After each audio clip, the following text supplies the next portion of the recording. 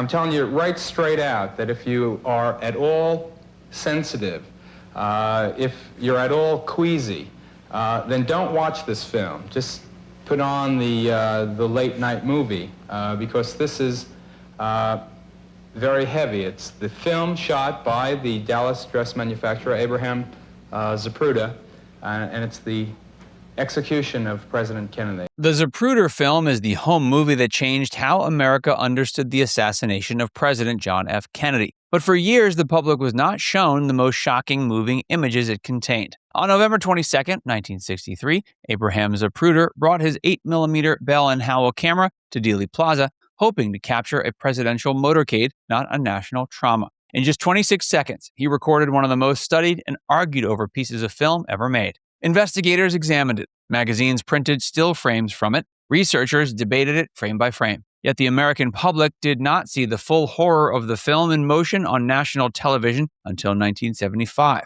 more than a decade after Kennedy was killed. Before we start, tell us in the comments whether you think the film should have been shown immediately or whether holding it back was the more respectful choice. Today, we're looking at the JFK film America wasn't allowed to see for 12 years.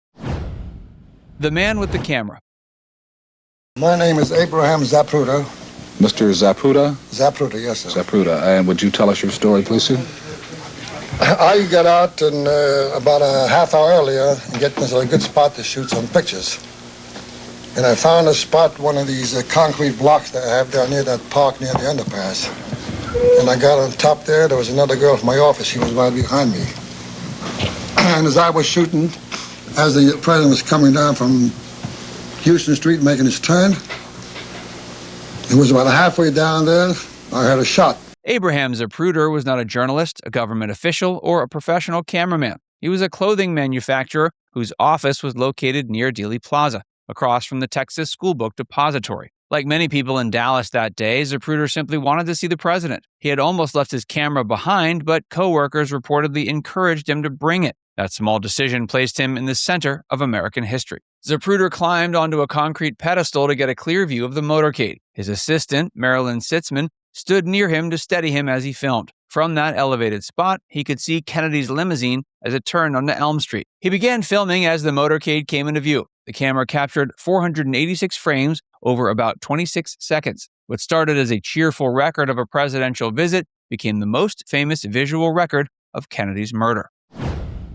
The film becomes evidence. Now, before he goes behind the sign, the president is waving to the crowd. When he comes out from behind the sign, he is shot. Then Governor Connolly is shot. He's already been hit. He's already been hit.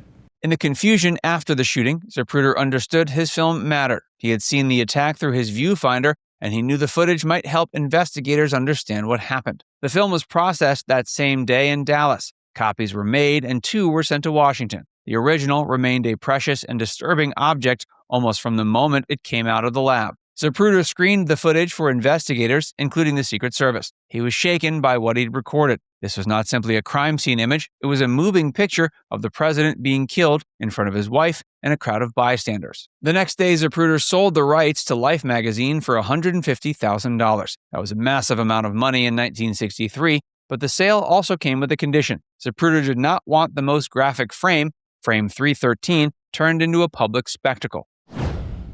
Life shows stills, not the movie. Every reporter writes his own obituary. And mine is going to say, the Life reporter who obtained the infamous Zapruder film of the Kennedy assassination. Life magazine published still images from the film, but not the moving footage itself. The public could study selected frames, but they could not watch the whole sequence unfold the way Zapruder's camera had recorded it. A still photograph freezes time. A movie shows motion, reaction, timing, and direction. And for a case built on where shots came from and when they hit, movement was everything. Frame 313 was the most horrifying image in the film. It showed the fatal headshot. Life honored Zapruder's request and kept that frame out of the published sequence for years. To many editors, that may have seemed like decency. To many later researchers, it felt like a missing piece. The country had lost its president, but the country was not being trusted with the full visual record of the crime. The Warren Commission study. I firmly believe the Warren Commission conclusions were correct. The Warren Commission used the film as major evidence in its investigation. It studied the timing of the shots, the position of Kennedy and Texas Governor John Connally, and the movement of the limousine through Dealey Plaza. The film helped investigators build their timeline. It was used to support the conclusion that Lee Harvey Oswald fired from behind the motorcade and acted alone. But the film also created questions that never went away. Viewers who later saw it focused on Kennedy's backward movement after the fatal shot. To some, that seemed to suggest a shot from the front, even though experts have argued over what body movement can and cannot prove. That's part of why the Zapruder film became so powerful. It did not quiet the debate. It gave both official investigators and conspiracy researchers the same set of frames to argue over. The trial and the broadcast. But someday, somewhere, someone may find out the damn truth. We better, or we might just as well build ourselves another government, like the Declaration of Independence says, to when the old one ain't working, just a little farther out west. The public's relationship with the film began to change in 1969 during the trial of Clay Shaw in New Orleans. District Attorney Jim Garrison argued that Kennedy's death involved a conspiracy, and a poor quality copy of the Zapruder film was shown in court. That was not the same as the whole country seeing it clearly. For most Americans, the film remained known through still images, descriptions, rumors, and arguments. Its most disturbing motion was still largely hidden from national view. Then came March 1975. Geraldo Rivera aired the film on Goodnight America, bringing the footage into living rooms across the country. For many viewers, it was the first time they saw the assassination happen in motion. The effect was immediate and intense. The public did not just see Kennedy fall, they saw the sequence, the panic, the forward movement of the limousine, and the terrible moment of frame 313. The film that had been held back for 12 years suddenly became part of America's shared memory. Why it changed everything. There will forever be questions of substance and detail raised by amateur detectives, professional skeptics, and serious students as well. Once the footage aired, the assassination debate changed. People who had only read about the film could now watch it and form their own impressions. The broadcast helped fuel renewed suspicion about the official story. It came during a period when Americans were already questioning institutions after Watergate, Vietnam, and revelations about intelligence agencies. The timing mattered. The Zapruder film did not arrive on television in 1963, when many people were still stunned and mourning. It arrived in 1975, when trust in government had taken a beating. Soon, congressional investigations revisited parts of the assassination story. The Church Committee examined the conduct of intelligence agencies and found that agencies had withheld important information from the Warren Commission. The film became not just evidence of a murder, but evidence of why people wanted more answers. From family property to public record.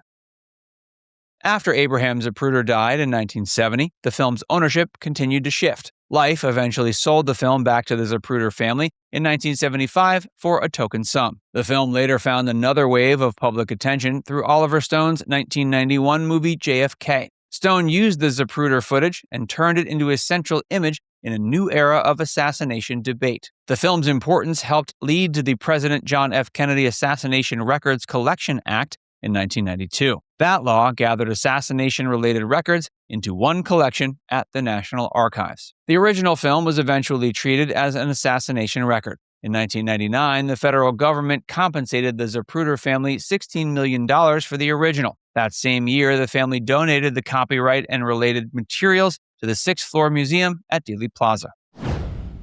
The film that wouldn't stay silent. The Zapruder film establishes 3 shots in 5.6 seconds. Here. I'm Oswald.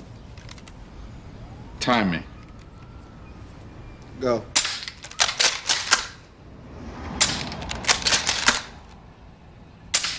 Time? Between 6, 7 seconds. And that's without really aiming.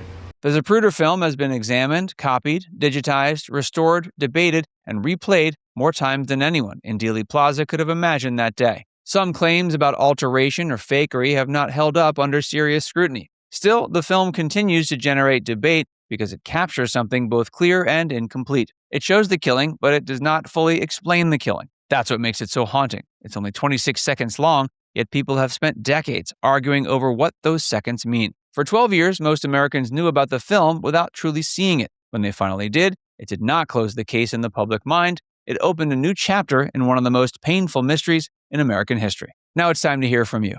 Do you think the Zapruder film was withheld out of respect for President Kennedy and his family, or do you think the public had a right to see it much sooner? Let us know in the comments section below.